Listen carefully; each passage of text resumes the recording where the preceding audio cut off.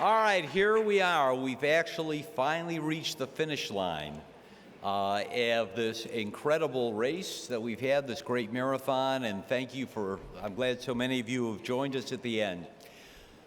Our theme has been the future of humanity, of humankind. We've had a wide variety of discussions about a number of topics, but as we noted in the program for this final session, one of the key features of the future of humankind may well be who the next leader of the free world is.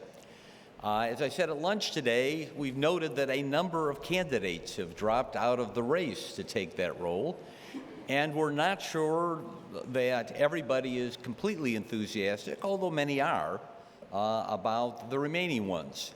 So because of the Milken Institute, we're always trying to do our best to help push humanity forward.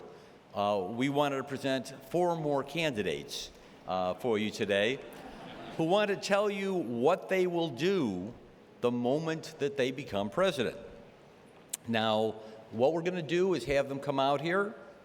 They will speak one at a time to talk about what they've done, and then they will sit down, and with our own Wolf Blitzer, Mike Milken, we'll have a conversation among them to see what we can do so that hopefully you will come away inspired and feeling, you know, humanity's and the country is probably in good hands. Now, our in order, and their biographies are all online in our app, so you'll be able to see them then. I won't go into that now, but in order. First will be Jeff Green. Then, because at the last moment, Steve Wynn decided to suspend his candidacy, we were lucky that Tillman Fertitta decided to raise his hand and agreed to run, so it'll next be Tillman. Then Ellen Tauscher, who I should note is the only one of these candidates who in fact held elected office before. And finally, wrapping up, will be the debonair Frank Luntz. So with that, I'm going to turn it over to Jeff as our first candidate. Good afternoon. To become president, I probably would have spent $24 million running for the United States Senate and losing. I'm going to share with you some of my plans as your president to get our country back on a path to peace and prosperity. First, let's talk about the role of our country in the world. We are the leaders of the free world, and as your leader, I will make sure that we stand by our allies. Unlike Donald Trump, we will not sell them out just to make a better deal. Let me tell you what I'm not going to do as president. We're not going to build walls between us and our neighbors who are our friends. We'll use technology to put a stop to illegal crossing of the Mexican border into our country. With satellite technology, better sensors, strategic high fences, and the right amount of border policing, we can keep our borders closed. We're not breaking up the banks. We're not raising the marginal tax rate to 90%. We're not keeping all Muslims from visiting or ever singling anyone out by race or religion for entry into our country. We will, however, continue to improve our security at all entry points throughout the country. Our immigration issues will be addressed with the use of technology on the borders. We will have a path to citizenship for those who are here illegally who have not broken the law. If a foreigner gets a master's degree or a PhD in America, we will encourage them to stay here. We will not make them leave. I have a message for the millennials. Many of you supported Senator Sanders, and according to a recent Harvard study, more than half of you say you don't believe in capitalism. Let's not confuse what you've heard about the big banks and hedge funds, Wall Street, and what certainly appears to be a rigged game with the entrepreneurial capitalism that has made our country the greatest in the world. You are our future. Even though this was a tough election, I want you to know that I don't believe the problems we're facing today in our economy are the fault of either Republicans or Democrats. This is the result of the direct assault on our workforce by globalization and the exponential growth of technology, so much of which we've heard about these last few days. Wages in our country for middle-class workers have gone nowhere for the past 40 years. Today, more middle-class Americans are worried about falling into poverty than are hopeful about rising into the upper middle class. We have a jobs emergency, and it must be addressed immediately. Tomorrow, we will be sending to Congress the Rebuild America bill, which will provide for $1.2 trillion in infrastructure spending during the next 3 years. How many of you, when you arrive at LAX or go to take a train, get a warm and fuzzy feeling because you think this is really state-of-the-art? When you're driving around LA, how many of you think these roads are really amazing? When you go spend time at a local elementary school or high school, how many of you think these are the kinds of facilities in which our kids will get a world-class education? The fact is, folks, our airports, bridges, railways, schools, hospitals, veterans facilities, our entire national infrastructure is crumbling. So we're going to rebuild the infrastructure of America now. There is now over $2.1 trillion of American corporate cash sitting in bank accounts in other countries. We want and we need this money back, so we're going to have a one-year corporate cash repatriation holiday. When any of these funds are brought back to the United States, they'll be taxed at just 15%. If invested within 1 year in American plant and equipment, the entire 15% will be credited back as an investment tax credit. Thank you. The 15% tax on $2 trillion will be $300 billion, which will be the down payment on Rebuild America. The remaining $900 billion will be funded with 3% 20-year tax-free Rebuild America bonds. Some will criticize this addition of almost $1 trillion to our $17 trillion national debt. They'll ask how we could leave this huge bill to our children and grandchildren. In fact, if we don't rebuild America, instead of leaving another $1 trillion in monetary debt to our kids, we'll leave them with what I call infrastructure debt. At some point, all of this work simply has to get done. Why not leave our children and grandchildren a country with globally competitive infrastructure instead of a country full of dilapidated roads, ports, and schools? All of us have taken advantage of the historically low interest rates, refinancing our homes, our business debt. It's time for our country to benefit from these low rates while they're still around. How are we going to decide which projects to get done? I'll tell you how. I'm going to appoint a bipartisan and apolitical commission to equitably distribute these projects so they are allocated fairly all around the country. No pork barrel politics with the infrastructure program. All work will be done by the private sector, American companies, through the fixed bid processes. All workers on this infrastructure program will be American workers, and all materials will be American made. Unless you absolutely prove you absolutely can't get it in America. The repatriation of $2 trillion and the $1.2 trillion of infrastructure spending will generate over 10 million good-paying American jobs.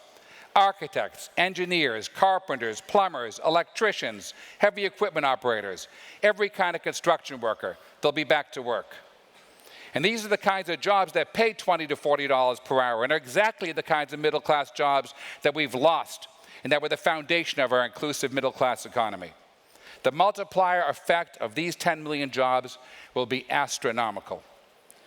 While I'm not FDR, and this is not the New Deal, people have to feel this is a new deal, because you know what? The old deal just ain't working for most Americans anymore. That's our short-term jobs plan, but we need to once again be competitive in an increasingly challenging global economy. Let's start with education. Throughout this conference, we've heard how poorly our kids are doing on both a real and relative basis. I grew up in the 1960s and went to public schools, which then were the best in the world. But remember, 50 years ago, women who had few options. Women had few. If you were the smartest girl in your high school, if you were the farthest girl in your high school graduating class in the 1930s, 40s, or 50s, you were probably not thinking of a career in medicine, law, or running a major corporation. You were probably going to become a teacher. So because of discrimination against women, my generation was taught by the very best, brightest, and because there were so many trying to get these teaching jobs, wages were kept artificially low. Now women can, for the most part, have the same careers as men, yet wages for teachers are still relatively low. So tomorrow I'm going to send to Congress the Great Teachers Bill, which provide any teachers in America's public schools to get all income tax-free. States will be expected to follow suit and also waive income taxes for public school teachers. This will help our country to attract the best and brightest back into our classrooms. Glad he lost.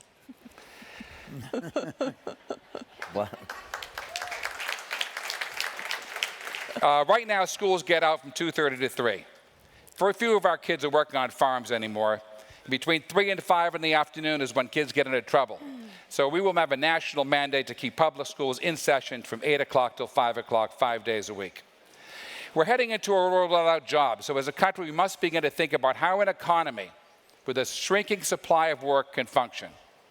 What globalization did to manufacturing over 30 to 40 years, artificial intelligence, machine learning, robotics, big data will do to the white-collar workforce in the next 5 to 10 years. We have enough food, clothing, housing, and energy for every American. What is broken is the distribution function. We all know that socialism doesn't work, but I'm now convinced that the capitalism and the free enterprise system that we've known will absolutely not equitably distribute and allocate our wealth and resources. If you're smart and have some capital, you'll use logistics to find the cheapest labor in the world. You'll use technology to hire as few workers as possible.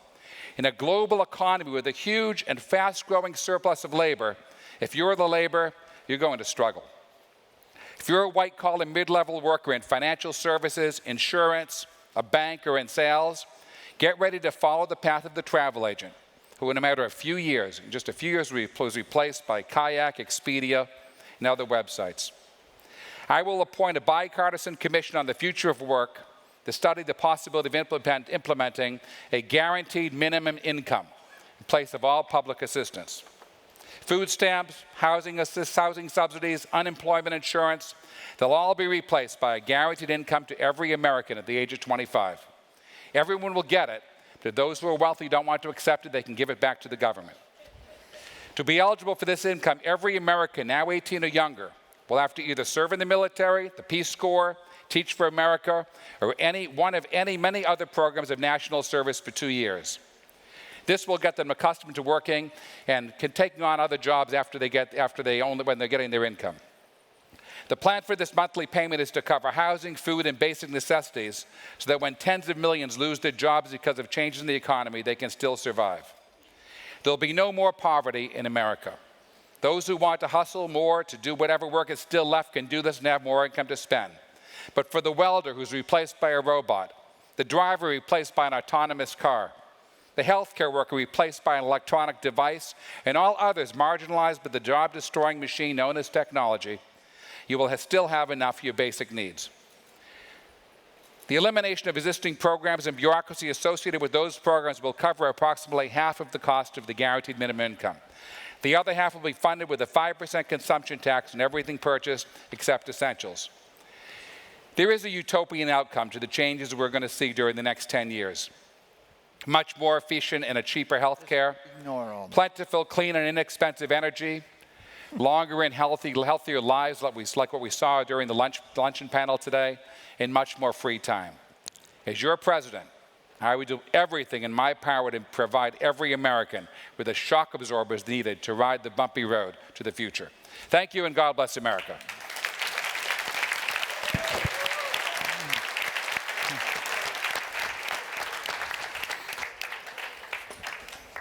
Tillman Fertitta.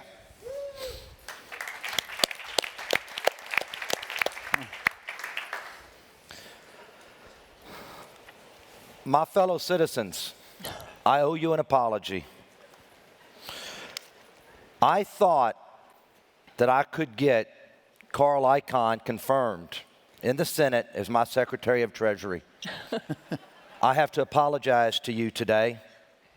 But I submitted a new name last week, and the first time in the history of the Secretary of Treasury, we had a unanimous confirmation in the Senate, 100-0, Mr. Michael Milken.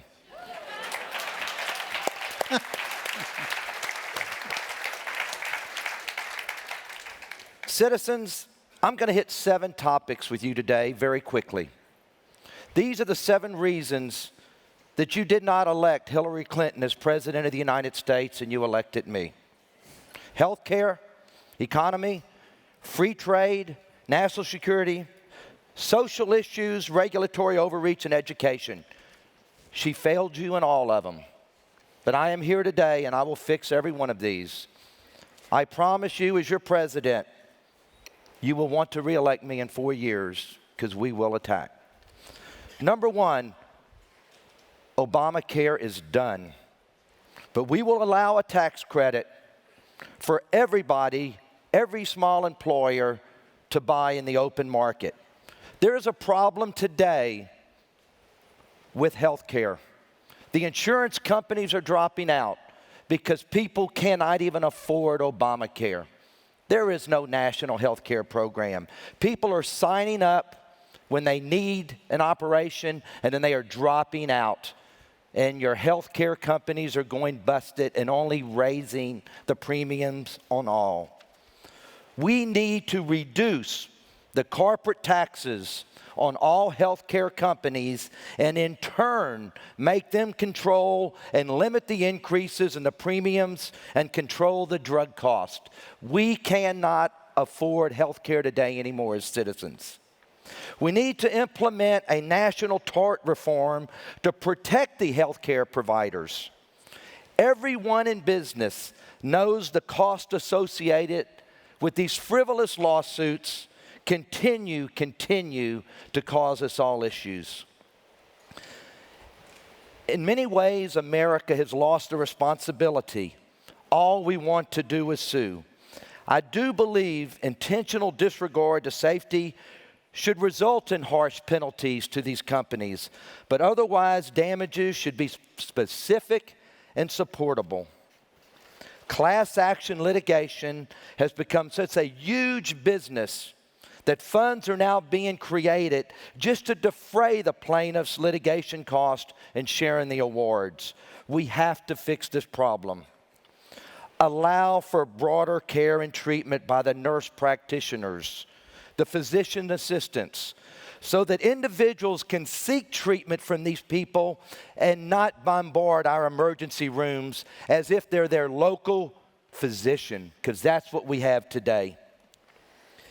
Utilize our advances in technology to assist in reducing the cost, such as telemedicine and remote patient monitoring. That is how I want to fix health care. The economy. We have to fix our tax problem. We have to go to a personal flat tax of 20%. Stimulate the economy by keeping the accelerated bonus depreciation in place. This is why developers develop, why builders build, and why people create the American capitalism. You want to create jobs. Allow all companies to repatriate foreign earnings with a one-time reduced tax rate in exchange for domestic economic investments only, with no funds being used for dividend payments or buying back your own stock. Create jobs by repatriating these funds. Eliminate future inversions altogether by lowering corporate tax rates to be competitive with the foreign tax rates. The United States has the highest corporate tax rate in the developed world at 39%. Corporate inversions get a lot of press, but the killer is American companies are slowly moving operations and jobs overseas because they can no longer justify doing business here with the American unions. Unions were needed 60 years ago. They are not needed today. We haven't had a serious tax code update since 1986, when President Ronald Reagan worked with Speaker Tip O'Neill. It's time to work together on a bipartisan basis again to accomplish meaningful tax reform. We have to control the deficit. When interest rates start to rise, government interest and expenses will also increase. We have to reduce the deficit by reducing government expenditures to remain competitive. Privatize the post office. It loses money. but UPS and FedEx would love to buy it and run it better. I ran on a business platform. Let business run things better they know how to run. Free trade. Some candidates use free trade issue as emotional fodder just to curry votes. In reality, free trade is critical to the American economy and job creation. We are the most innovative and productive country in the world. Without free trade agreements eliminating other countries' barriers, American products would not be competitive. What we must do is ensure that the other countries live up to the agreements by vigorously enforcing them, which we have not done in the last 8 years. National security. Stop any attempt to reduce our defense budget. What has happened in the last 8 years is embarrassing. Our defense budget must be designed to protect American interest. Reinvigorate our space program and Star Wars technology. The evolution of a military technology must continue to where it is. The nation that fails to do this will be entirely at the mercy of those nations that achieve space dominance. Don't forget, the commercial application that has come from NASA can be monetized by the government today. Don't forget, the government does some things well. Not the post office, but we sent a man to the moon nearly 50 years ago. And today, not one of these people and these private companies trying to do it can even put a man in space. Let the country use our technology to monetize this, and that will help with our deficit. We need security identification cards to increase and ease travel flow at our airports and coming to and out of our country. Russia, China, and all European allies need to play a bigger role in controlling terrorism overseas with us. Appoint a data czar and create a task force. The biggest issue with security in America today is electronic data theft. We need to stop it. We need to make sure that we are not held hostage to this criminal element from around the world. Social issues, we need to prevent guns from ending up with the mentally ill. We need to solve immigration issues, but we will not do it by deporting 12 million illegal aliens. It's stupid to think so. A practical approach is allow amnesty for the law-abiding citizens and deport the criminal element that is in this country. And our Republican Party, as well as government, has got to stay out of the bedrooms and the bathrooms, and that's why you elected me.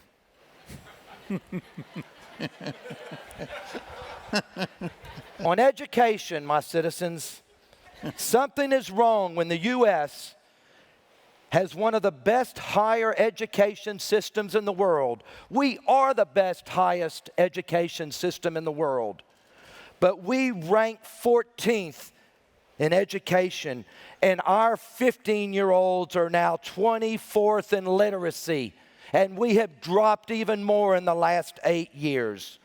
Our low test scores are an embarrassment to this country.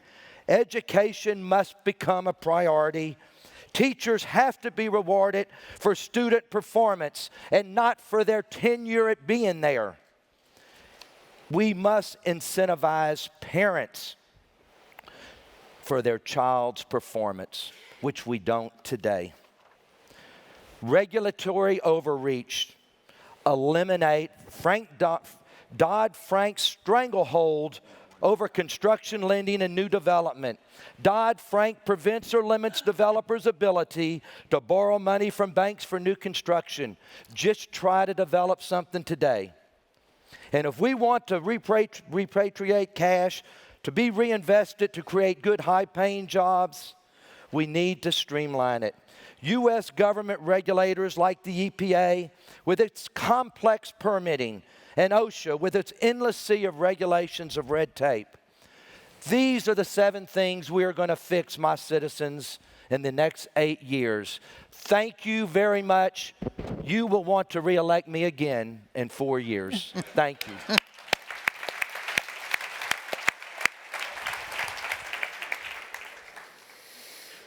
President, the first woman president, Ellen Tauscher. Thank you.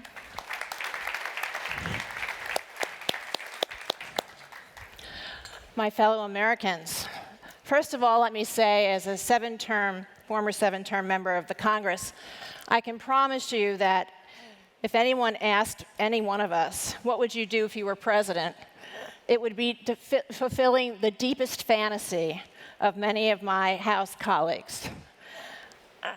At times when the Democrats were in the majority and I would preside over the House, I would look over at my colleagues and think of them shaving in the morning, realizing that for that 10 minutes, whatever it took, they actually believed they were shaving the face of the future President of the United States. As a woman, I did not have that advantage. So everyone in the House and everyone in the Senate thinks we could be president, and as you well know, no one has been elected directly from the House since James Garfield. And we all know that didn't turn out so well. He was assassinated 6 months into office. On a more serious note, I will address each of these issues, but I want to make very clear that really the only way progress is going to be achieved for the American people is if this president and our new Congress can begin working together again to pass legislation to solve the problems of the American people. When I first arrived in the Congress in 1997, we were able to do that because the locus of power in the House was 80 to 100 moderate members of both parties who collaborated with each other to get things done. We had a balanced budget agreement, we had welfare reform, we had tax cuts, we had education reform, sensible trade deals, and I even had Bob Rubin in my office asking me what was going to happen if we got rid of the long bond. Unfortunately now, there are only about 30 moderates in the House, due almost entirely to gerrymandering of both Democratic and Republican state legislators and governors in the last round of redistricting. Gerrymandering is an equal opportunity sin of both parties. It has stymied the Congress and hurt the American people. Think about it, 435 members of the House, but 90% of the races are decided in their primaries between people in their own party. Honestly, I believe the framers of the Constitution are spinning in their graves because they'd be so shocked to find out that so few members of the House, of the People's House, are actually held at risk in general elections. Currently, I am dedicating most of my political time to redistricting reform, and I'll talk to you about that a little later. So with that caveat and acknowledging that I'm living out the truest fantasies of my former House colleagues, let me dive into answering some of these questions. As president, what would I do about income inequality? We all understand that 20 to 30 years of wage stagnation coupled with revolutionary changes in the foundation of our economy, the end of metal bending manufacturing, the rise of technology, greater demand for more highly educated workers, are among the major factors that have contributed to increasing income inequality. It's a major problem for our economic and our national security. We need to create more long-term jobs, good-paying middle-class jobs. What is the most efficient way for us to do that? A massive long-term infrastructure bill. As we have heard from two of my other presidential colleagues, our nation's infrastructure is indeed third world. From water pipes to roads to highways to dams and reservoirs and to our power grid, large projects and small. When I was in the House, I was on both the Armed Services Committee and the Transportation Committee, and I know this to be true. As your president, I would pass a massive infrastructure bill to address the deferred maintenance across the country to the tune of $3 trillion by 2026. Our economic security and growth depends on it. But how would I pay for it? Apparently, we're all using that repatriated money to pay for everything. But at least a third of the money that I would repatriate from a one-time 15% capital gains rated taxed money would be to go into this infrastructure bank. It would be the good use of repatriated dollars, and it moves the repatriation issue, which has been stalled, unfortunately, in the Congress for a decade, and we could get it done. And I'd be happy to sign that bill in the first 90 days as president. On terrorism, this is a very complicated issue for a one-minute answer. So let me say that I would be aggressive in ensuring that we are fighting terrorists where they are, so we don't have to fight them here. For example, I would have intervened in Syria 2 years ago. I'm not doing it now. I would work with both our European and Middle Eastern allies, both on the intelligence and military cooperation, troops that would be matched for their investment and their risks, and munitions. And by the way, while we're fighting terrorism, we need to keep an eye on Russia and China and a few other places. Mitt Romney was right in 2012 when he said that Russia is one of the top national security adversaries. I know a little bit about the Russians. I negotiated the New START Treaty in 2010. Putin needs to distract his people. The Russian people are good people, but they're like a bankrupt gas station right now. And he needs to distract them, and one of the ways to do it is to make them feel that nationalism is important, to make them feel as if all of the complaints we have about them changing the lines in Europe and invading countries for the first time in 60 years is all about a lack of respect. It's their lack of respect of lines drawn in the blood of Europe after the Second World War that we have to be careful about. Religious freedom is our next subject, and I would not put that at the top of my agenda. I am not persuaded by those who argue that equal rights is a zero-sum game, whereby extending equal rights to new groups is somehow taking rights from others. The Supreme Court. Anybody remember that great West Wing episode where President Bartlett has an opening on the Supreme Court and he realizes he has to pair it? He has to actually have two people leave. So I expect that Justice Ginsburg is going to resign not long after I'm inaugurated. So I would offer the Senate a twofer, a moderate and a more liberal nominee to replace Justices Scalia and Ginsburg. My picks are Merrick Garland and Hillary Clinton. Climate change. This is the biggest missed opportunity of President Obama's first 2 years of his first term, when he had a democratically controlled Congress. He should have had a climate bill passed then. Given the thumping I gave Mr. Trump in November, I expect my skirt tails will sweep in a Democratic Senate and narrow the House majority to 5 seats. Under these circumstances, I would make a climate bill a top priority, particularly because it is likely the current Supreme Court will find President Obama's coal plant regulations to be unconstitutional. Healthcare. There's a lot of disparity, certainly, between some of us on this issue, and it's a very intractable and very complex issue. We all know the jury is still out on the Affordable Care Act. Will it actually be able to bend the curve on cost? The dirty little secret is that reducing cost is called rationing, and it happens all the time. Whether someone is choosing to not have a particular diagnostic test, whether someone puts off having a knee replacement for another 5 years, or whether to choose chemo for stage 4 ovarian cancer, the truth is that patients and doctors make these choices every day. And that's really where the locus of all these decisions needs to be, back to patients and doctors. But we have to deal with the fact that the only real inflation we have in our economy is in healthcare. And we have to do that by putting everybody through an insurance program so that we can get at least coverage and not have escalating costs because people are using emergency rooms for primary care. So what's important is that it's got to be done between the healthcare industry, doctors, and patients, not the federal government. But the federal government can facilitate this. Let's see how the Affordable Care Act's numbers work out for the next couple of years. I wouldn't decide that the Affordable Care Act is a success or not a success because insurance companies decide to leave the market. On education, when I was in the Congress, I used to tell my constituents in Northern California that great education needs to be a national obsession but a local possession.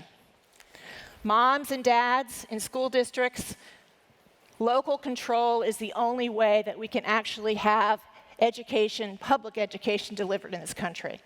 That is the only way we can get the buy-in from the parents, that we can get the investment strategy right locally. But the federal government does need to be able to demand that we have people with critical skills and that our grandkids can write code, which I think is going to be required. So it's important that we think about how do we get these skills and what kind of system do we need. I would introduce a new No Child Left Behind Act that block grants money to states and local governments to achieve a series of measured outcomes that don't require nauseating, insistent testing. It's about getting critical skills for our children, our grandchildren, to build an economy of the future. Labor relations. I'm not afraid of labor unions. My dad was a shop steward before he became a grocery store manager. I'd call on the Congress to pass the Employee Free Choice Act and I'd sign it. If employees want to organize, they should not be hampered by management in their effects to do so. Unions, in many cases, are the last hope for many poor, low-wage workers to stay out of poverty. And what should we be afraid of?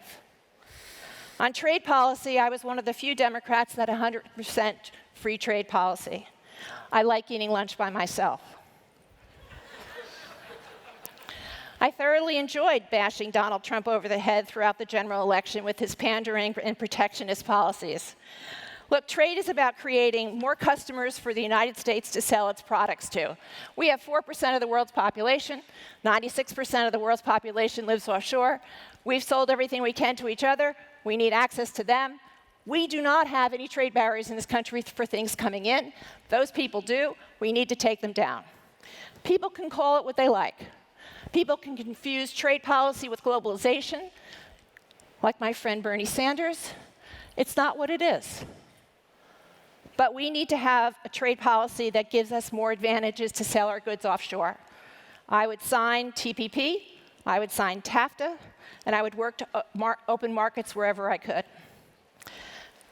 But as I said, none of this can be done without a functioning Congress, and that means redistricting reform. As president, I will move around the country and try to get the same thing we passed here in California, which was citizen commissions to draw the lines after the census is done in 2021. My plug to you today is for bipartisan redistricting reform and to make sure that we are doing everything we can to make people feel as if they have some say in what's going on. So far, it's been fun being president. No one has taken any shots at me yet, rhetorically, certainly not literally. I don't expect that to last long. I want to thank those of you who voted for me and giving me a chance to serve, and I hope you will continue to support me. For those of you that made the decision not to vote for me, I'll give you another chance in 4 years. This is a long list of things to do. It's going to take 2 terms, and I will hope to get your vote the next time. Thank you very much.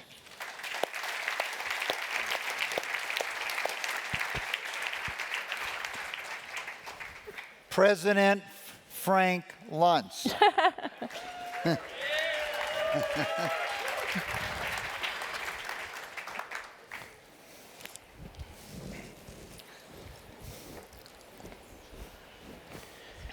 What the hell am I doing here?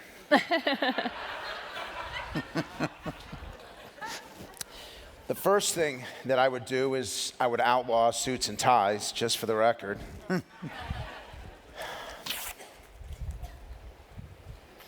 I listened to my colleagues and their prepared remarks. And I don't know if they get it. If I may, there'll be no more poverty in America. Really? Do you understand why people are so angry People making promises they can't possibly keep. I will fix every one of these problems. Well, if they're so easily fixed, why have they existed for decades? We need. Where are the answers to we need? We all know what we need. Where are the solutions? And I'm not going to kill off a Supreme Court justice just to be able to put them in a pair. I have a simple question for you all. It's very simple and it's profound. Raise your hands, America, if you truly believe that your children are going to be better off than you when they get to be your age. Raise your hands if you think they're going to be better off than you. What a small percentage. No, not really. And what a sad situation in this What's country. a small percentage? 80%. I know that Jeff Green wakes up every morning thinking about income inequality. What a small percentage of Americans have confidence in the future. What a small percentage of the public believes that their elected institutions actually listen to them and understand them and appreciate them and want to do anything for them. I didn't want to be president. I wanted to be Secretary of Agriculture in a Bernie Sanders administration. Because I wanted to be able to plant those magic trees where all that free shit grows from.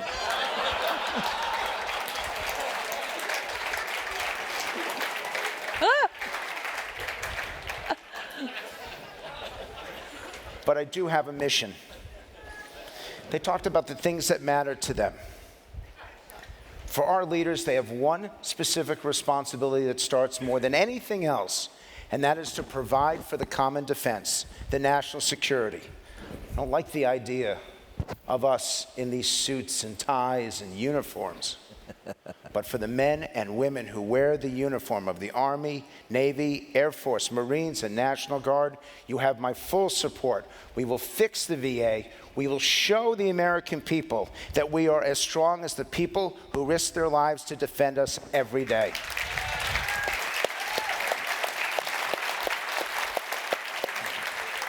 And it also requires changing the system.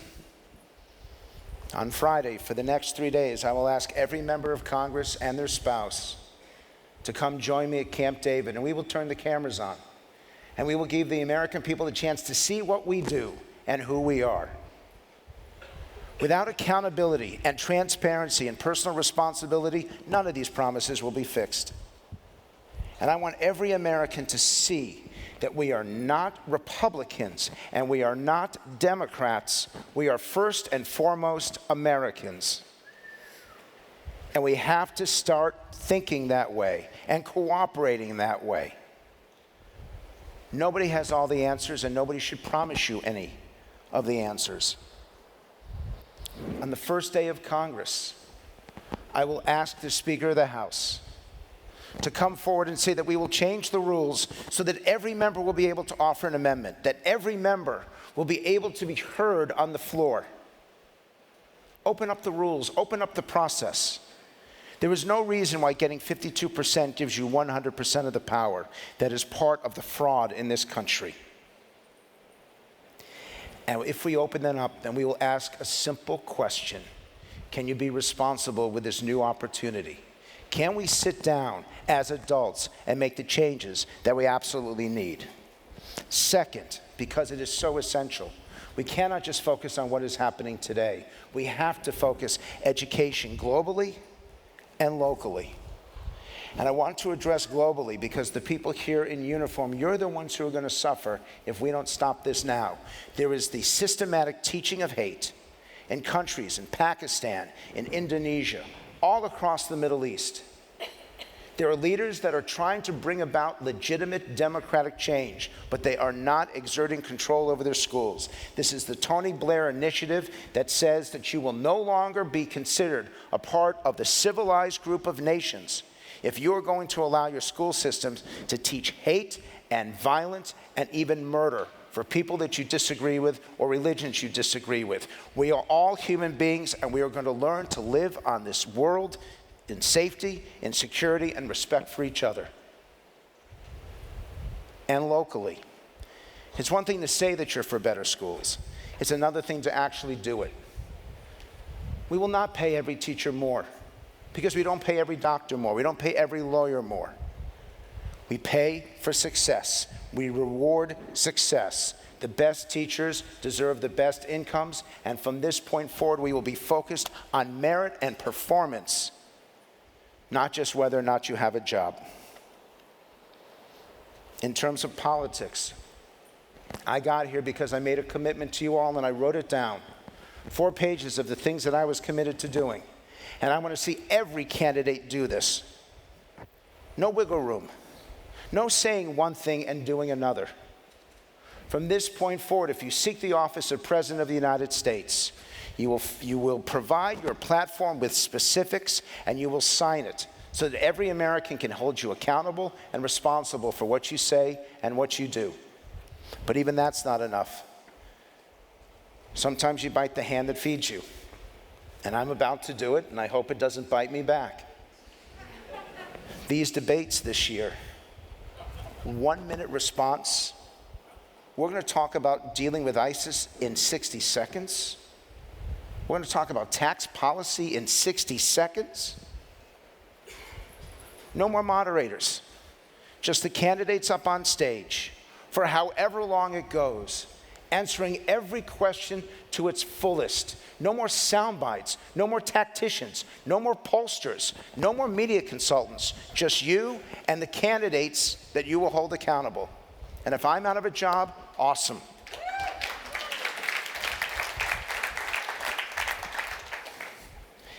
And we need civility in the political process. And I say this to both presidential nominees, to everyone who seeks this. Enough of the insults. Enough of the personal attacks. Enough of the demonization. You've created a poison in this country so that I can't even hold a discussion with 30 adults without them tearing each other apart. And the damage that that does to your children. I don't care whether your hand size has any indication about any other part of your anatomy. That is an embarrassment, and we will not do it again. And the last thing that I would offer is that we need to respect those who have made a difference in the lives of so many people. So within my first 24 hours,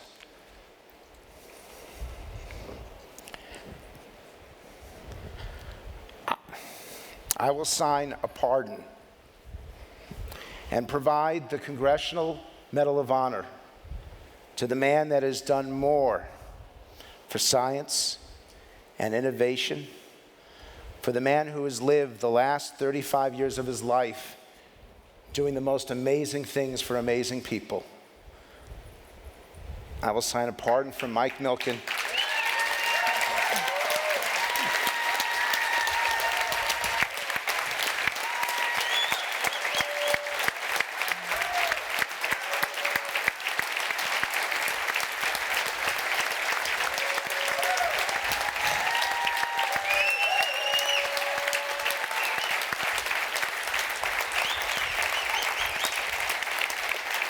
I asked, when he saw me this morning, I said to him, do I really have to do this? I did not want to do this panel, and he looked at me and said, you're really not going to come dressed that way, are you? But in my administration, we will celebrate success. We will reward it. And we will find role models for our children so that the next conference that we come back to after my term is over, every parent in this room will raise their hands because their children will be better off and the American dream will once again be alive for all Americans. Thank you very much.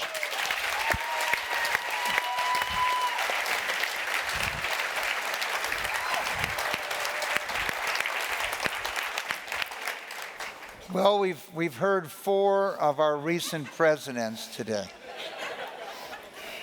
And just wanted to have, now that we've had 4 past presidents together for the first time in a long time, just want to reflect on as you think back, some of your policies. One, bringing back money to the United States. Reducing the taxes, asking them to reinvest that money in America. How did it work? Did they respond? Or did they think, why should I bring it back where the country has a higher tax rate and my growth prospects are there in Asia or other parts of the world? How did it work, President Green? It worked fabulously well, actually. Of the 2.1 trillion, 2 trillion came back. And it was invested in the industries of the future. I mean, it was invested in it was invested in the new industries that were created, and remember these companies had this very high tax rate, so all of them took advantage of the 15%, did it? May I respond? It did. President Luntz, as you reflect on it, how did it work out? It didn't work out. And the reason why is that corporate America and the elite that attended a conference sometime around this time did not know how to explain to the American people that this wasn't a giveaway to corporate America, that this wasn't about shareholders, that it was described as being the biggest lobbyist boondoggle ever in American history, because corporate America cannot communicate simple, common sense principles. But that's why the president has to do it. And the president has to say, going in, this is my first 90 days, and this is one of the things I need to do this, and that's why it has to be a one-for-one. The way you get repatriation done is to actually spend the money where the American people need it the most. And President Tauscher, how did your program work? it worked out very well. I ended up having to compromise. Damn it. But What'd you say? But that's how the world works. And so I had to compromise, and I had to do 2 tranches. And I brought back $3 trillion over 18 months. I did one in the first 6 months and one a year later. And we brought back $3 trillion. We taxed it at the 15% rate. I also advocated, I did this in Congress too, I also advocated that we actually had a capital gains tax that rewarded people holding positions. So day traders didn't get any break, but if you held things for 18 months, 2 years, 3 years, 5 years, it actually went to zero. And you found more investment because of that. Of course, because it makes sense and it's practical. And people understood that this was going back to the United States. People of Flint, Michigan, the mayor of Flint, Michigan passed a citation saying, please bring me money. I can't do this myself. The value of homes in Flint, Michigan are less than $1 right now. Those people can't afford to move. We've got to rebuild it. Let's bring the money back. We went around the country and we made the local people advocate for this plan. That's how you get things done. Hey, Mike, can I just follow up? Mike, can I follow up? When you have 10 million people making $20 to $40 an hour because of our Rebuild America program, we need a lot more restaurants. You need a lot more car repair shops. The economy is booming. How did that program work, President? It worked out. It was amazing. It's still working. It's unbelievable. I mean, the economy is on fire. God. President Do you wonder why Congress has an 11% job approval rating? Gaddafi had a 15% job approval rating. President Fertitta, you also advocated a program to bring the money back to the United States. How did it work during your administration? It totally worked. We had the greatest growth in the history of the United States. There was so much growth, we paid the capital, so much capital gains tax. We didn't get lucky like they did under the Clinton administration, and we retired all the deficit of the United States. And now we have a balanced budget. President Green, you spoke about standing by your allies. How did relationships turn out during your administration? They really couldn't have been better, I have to tell you. I mean, as soon as I got Did we just elected. legalize marijuana in America? excuse me, President Luntz. As soon as I got elected, I reached out to President Putin. I reached out to the Saudis. What we accomplished in the Middle East just in our first year was frankly more than was accomplished in the last 50 years. We got the Saudis, the Qataris, all of the Middle East countries to get together with us. We got rid of ISIS. There is peace now between Israel and the Palestinians. The world is really a much, much better place, and I'm just thrilled at the way all this has turned out. Did you bring those Quaaludes with you for all of us here? I want to Lutz, drink what please. he's drinking. President Tauscher, how did your past experience play into your negotiations with the Russians? So, it's a tough situation. At the time that President Obama came into office, I was in the House. I was the chairman of the Strategic Forces Subcommittee of the House Armed Services Committee, which is a $55 billion portfolio that is space, satellites, euphemistically we call it the overhead architecture, spy stuff, and the nuclear weapons complex. I'd been on that committee for 13 years. When President Obama came in, I expected that he was going to ask Hillary Clinton to be Secretary of State. I told her she had to take the job. She rats me out in her book. And because we had nothing prepared for the fact that we had this seminal treaty, which is the keystone between the two countries that have 96% of the world's nuclear weapons, the United States and Russia, it was expiring. It couldn't be extended. It couldn't be like we just said, oh, come on, carry it over, extend me for 6 months. We had to negotiate a new treaty. We had nobody in place. Treaty art is very, very kabuki-like, and so we had nothing ready with the Obama administration coming in, and I was asked to come over by the president and Hillary to take that job. And I left the Congress to do that, and I was undersecretary for 3 years. And I do have a good relationship with Russians. And how Not did with it Putin, turn though. out during your administration? Well, let me tell you something. Vladimir Putin is not a good guy. He's erased the lines, as I said earlier, in Europe. We worked, we had 2 massive world wars over 35 years, lots of blood on the ground. We created all these new countries. Things were going fine. We have the end of the Cold War, and then 15 years later, he takes his eraser out. He not only goes into Georgia, then he goes takes Crimea and is in the Ukraine and destabilizing it. So he's not a good guy. The Russian people are good people.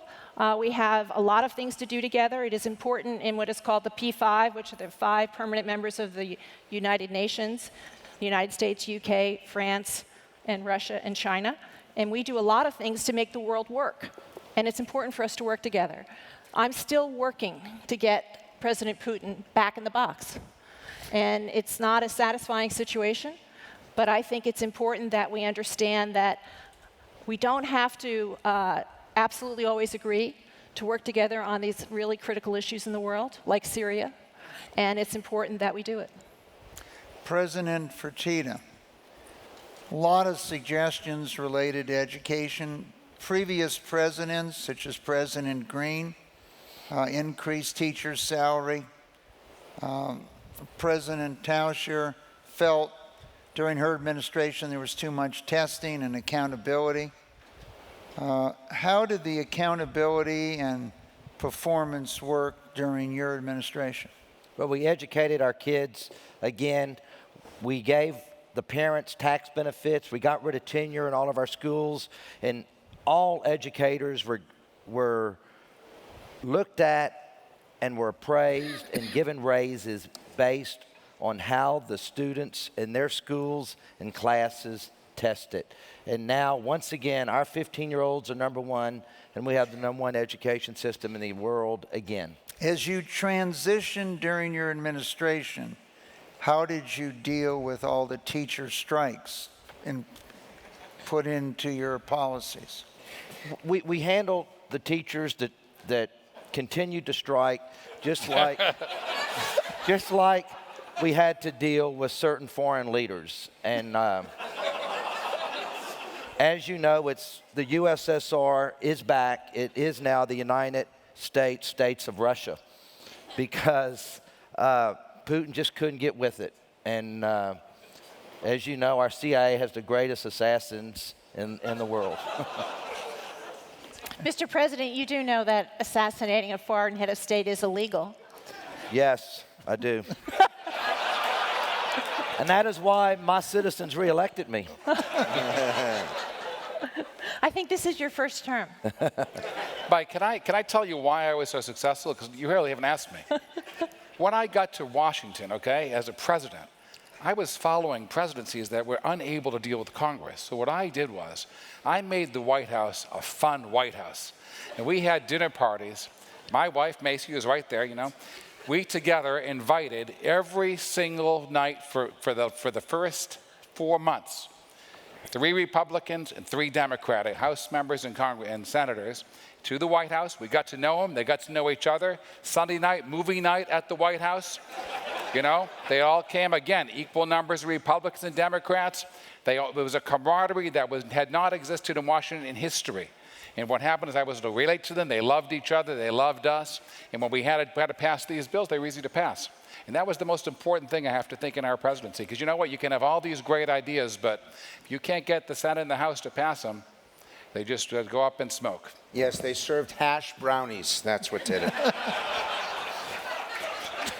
Whatever it takes, Frank, whatever it takes. President Green, you spoke about national service. Many people prior to your administration felt to bring the country together, such diverse backgrounds, the great disparities in income, the concept of national service and patriotism might be something just right for the country. How did that work? You know, it worked great. At first, there was a little bit of resistance, I have to tell you. But, you know, basically, there was something for everyone. People got out of college, were able to teach. People got out of med school, were able to volunteer in hospitals all over the world and spread the American goodwill like we've done for generations with the Peace Corps. And it was really a wonderful program. You know what the other thing is, you know, because we had to do this guaranteed national income, we had to get these young kids accustomed to going and doing things and working. Because, you know, it's easy when we first contemplated the thought of that concept, we were thinking, well, it's easy for older people because when people get Social Security, they keep working. If someone's a policeman and they get their pension, they keep working. What about someone who's never worked? You can't just say, here's a guaranteed minimum income. But because they did productive things for their country, they all knew how to get up and go to work in the morning. And it made the guaranteed minimum income program, again, a resounding success. The data czar, appointing a data czar during your administration, President Fertitta, how did that work out? Worked out tremendously because truly the greatest threat in the United States, as for every country in the world right now, is the criminal element that is from all over the world that is breaching not only our national security secrets, but companies that, like I used to run, who had data breaches that cost us millions of dollars. We have got to secure the data. That is the way the world operates, is through data. And we did what it took. We put in systems that made sure that nothing could be broken. And as you can see, we've had no data breaches since then. How, you made quite a sacrifice leaving your large, far-flung company to be president. What happened to the company during your presidency? It flourished. Hash brownies.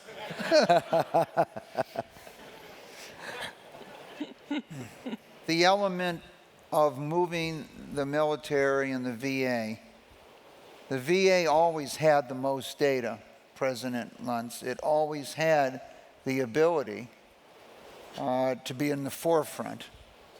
How did you implement the systems to provide better care, better knowledge, better service to the military, and how was it sustained after you left office? Well, for the record, I was a disaster. Sorry about that. And the reason was this battle. Because to me, the money should follow the veteran, not the bureaucracy. And that I tried to undo the VA to provide vouchers that would go to those who served and they could take them anywhere they wanted to because they had made that ultimate commitment, that ultimate sacrifice, and I wanted them to have the same care that anyone else had. The problem was the bureaucracy didn't want that. The bureaucracy wanted nickel and diming on the edges. They wanted to try to fix a system that is inherently broken. Because as you know better than anyone else, the simple laws of supply and demand don't apply when it comes to health care. When you need it now. And what I was so fed up with is that thousands of our veterans from World War II, alive from World War II, died waiting for care. And then I made the biggest mistake of all. I said on national television, the system is fucked up. And people were so angry, including your wife, for the language that I used, that they turned against me, and we never got the vouchers through. Well, one, it was an honor to bring 4 previous presidents together. And we all want to thank you for your service to our country. Thank you. Thank you very much. Thank you.